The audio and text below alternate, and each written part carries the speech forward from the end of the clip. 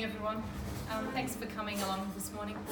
Bloody freezing out there. So just talking about gifted and talented and catering for our students. So thanks, Jamie.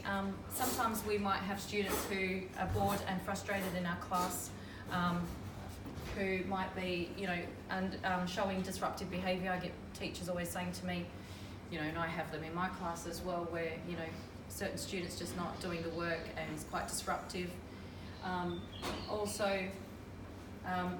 Not good working with other students, like, some students are quite bossy because they think they know more than others.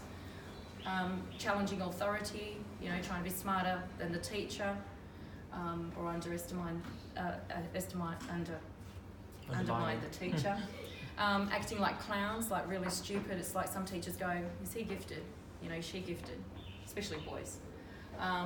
Goes unidentified a lot of times. So we do have the data there, but if we don't know it, then we might not even notice. Or can be good at one subject, but not everything else as well, So we're not really sure. So just looking at,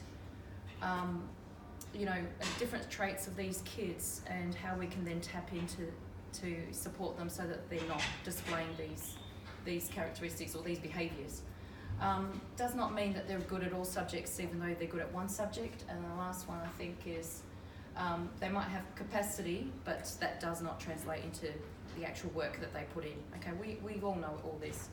So just wanted to start with the difference between a differentiated classroom versus a traditional classroom. So I think a lot of us are already in the differentiated classrooms. We're doing ongoing assessment and diagnostic, formative assessment, trying to cater for the individual students. We have the options to use multiple types of resources and activities, either with iTunes or putting it on Sector. Some people use OneNote.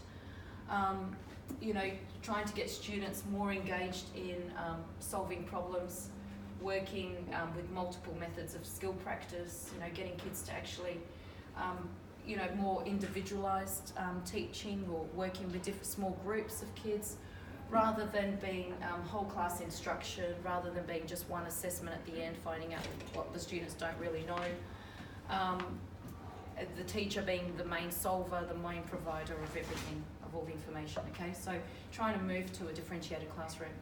So with a differentiated classroom, even though I've called this strategies for catering for gifted and talented, differentiation is not about a set of strategies. It's actually a culture in the classroom. It's not a set of strategies. I know Frank used to always say to me, but can you put up, can you give teachers some strategies? And I always struggle with that because it's really a way of thinking about teaching. It's how we deliver it and the teacher's response to student needs. So, thanks. So there are 4 ways that we can differentiate the learning through the content that we give the students, the different PowerPoints, the different videos, the different readings and levels, of course. The process, what are they going to do, what kind of activity they're going to do, and then obviously the product, how they're going to complete the product and show us their final product. Also, the environment's really important. Does that student need to work on their own? Do they need to work in groups? Do they need to work outside, etc.? But today I have called it strategies, and these are the strategies. So I've also got a sheet that you're more than welcome to take it with you or take it back to your departments and share it with your staff. Just a little bite size. This is also the strategies that I've used in all the learning cards. So when you look at the student learning card for gifted, it's in there. So these strategies or these little tips or ways of connecting and really working with these students are these ones here. So I'll go through one by one just briefly. So the very first one is, like we need to know our students. We need to connect with them. We need to know their interests. So for students playing up and disruptive or being the clown, really getting to know them is so important. If a student's highly intelligent but doesn't go beyond, what they need to do, it's really important to tap into their interests or sport, and just having that connection and being able to then say to them, oh, why don't you do a project on this, or why don't you now apply what you already know to something else. The next one is faster pace. These students need a faster pace. We cannot teach these students the way that we teach the whole class. They will just get bored a lot of times, and you know, sometimes it's hard. Sometimes you've got content to deliver to everyone, but it's really important to try and find a way that you allow those students to go off on their own and do the work. So maybe providing a way that they can access it, tap them on the shoulder. A lot of times I just know where the students are, tap them on the shoulder, and I say, off you go, just do it on your own whilst I'm teaching the rest of the class or working with different groups. Or might already have told them the day before, tomorrow I want you to move on with that. Skipping easy, low-level questions. You know, don't allow these students to get bored. They don't want to be doing all the simple, low-level type questions or work. If they've mastered a skill, get them to move forward. If they understand the questions, get them to move forward. And then if they've finished, have some extension activities for them. I'll talk about them in a minute. Thanks. Flexible learning is really allowing the student to pursue their interests. You know, let's nurture that curiosity. A lot of times we just say, oh, let's move on. But no, those kids, they probably can pick up everything they've learnt in class that the other kids are learning, but they can go beyond. And if they ask that question when they're thinking, get them to research it, get them to summarise it in some way and really do some learning about what they've chosen to do. Allow students to learn in their own way and differentiate in terms of the content, process, product and environment. This here, I've just brought it out again. Some of you were part of this. This was still labelled 2015. It was curated by us, the corpus staff. One whole staff meeting, we all just put post-it notes of all the different strategies that we used. And with Cam Allen, we just found a way of trying to work out, well, this is extensions and this was adjustments. So Kelly was part of this as well, Kelly Jones. And basically we just looked at having ways to deliver content, ways to deliver process, product, and also how you can change the environment, okay, for both extension. So, yeah, thank you. So there you go, that's it there. Less repetition, avoid that repetitive, pointless, easy work. Get them to do, you know, the harder piece of work or skill, whatever it might be. Get them to move on.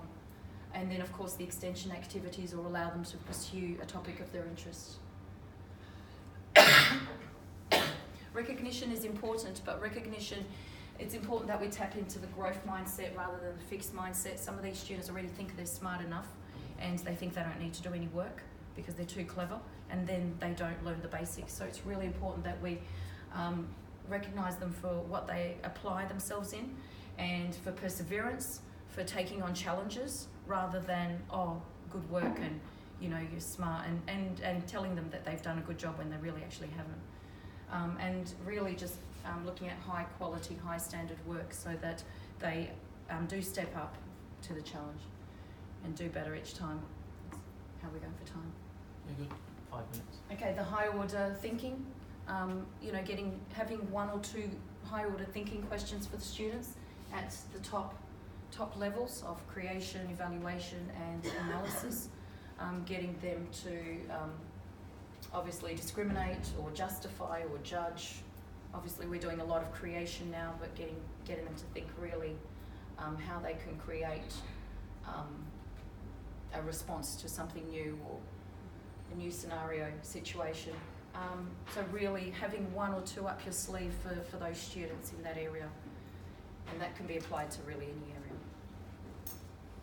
area. Deeper learning and more complexity. So this is where we can get these students to be a bit more challenged. So sometimes just allowing them to look at more complex work, more complex learning, and at the same time allowing them more time. I know that when we were in ideas, we always talked about, well, how do we get students to be more challenged or more curious? And we always find that as teachers, we're always rushing through the content and pushing them. But these students, they could really benefit from having that downtime. And you know what, if they don't really go and learn whatever everyone else is doing, you know, that for a short period of time, you can really get them moving on, really nutting out something that's really important or interesting, get them to have a bit more deeper learning and feel a bit more challenged, and then come back and have a look at what the rest of the class has done. So trying to allow them time so that they can really provide, dig deeper, they can really try and problem solve, they can really try and apply it to maybe the real world, really get them to have a go at these. Mastering a skill. So if your learning area involves a skill, the worst thing for these kids is to actually do something pointlessly, and it could be like from chemistry problems to maths problems to whatever it might be, geography, mapping, etc. If the way that there's a whole thing on this, I could go on for a whole Celtic session on this, but really the main concept is that you teach it, and once you've taught it, you actually get the kids you ask the kids if they want to be tested on it. If they feel like they want to be tested on it because they get it, then you let them move on. So if you see that they've showed mastery, basically, that's what it is, you allow them to move ahead. And by moving ahead, they move on to extension activities. So you're giving them the most difficult first. That's pretty much what it is. You're giving them the most difficult type questions. You teach it, then you give them the most difficult. The kids that don't get it, you can actually ask the whole class, offer it to the whole class. And if the kids choose to do it, a lot of kids say yes and then they give up halfway because it's too hard. Then they realise they have to go and do some learning. Whereas the top kids will actually master it. If they master it, they get everything right, and it's normally 80% right, so it can be 4 questions out of 5, then they can move on to something else. So this was an example that I did in chemistry, and it was really 5 difficult chemistry questions, and yeah, just an example, just something simple like that. So in terms of extension, sometimes our fear is that if you allow the kids to move ahead or to jump things, then how are you going to cater for them when they're finished? Then you'll still have behaviour problems. So extension, it's really important to always have something on the side available for them, whether it's biographies, whether it's some research topics that students may be interested in. I use a lot of choice boards, and the choice boards can just be questions from backs of a chapter in the book, or it could be little experiments or little just questions that about some facts for them to research. So something for them to move on with. And that's pretty much it. So I hope that even if you just take one of these with you, but like I said at the start, I did call it strategies, but teaching differentiation is not about strategies, it's about a way of thinking and moving your class forward and catering for the individual students. Okay. Thanks everyone.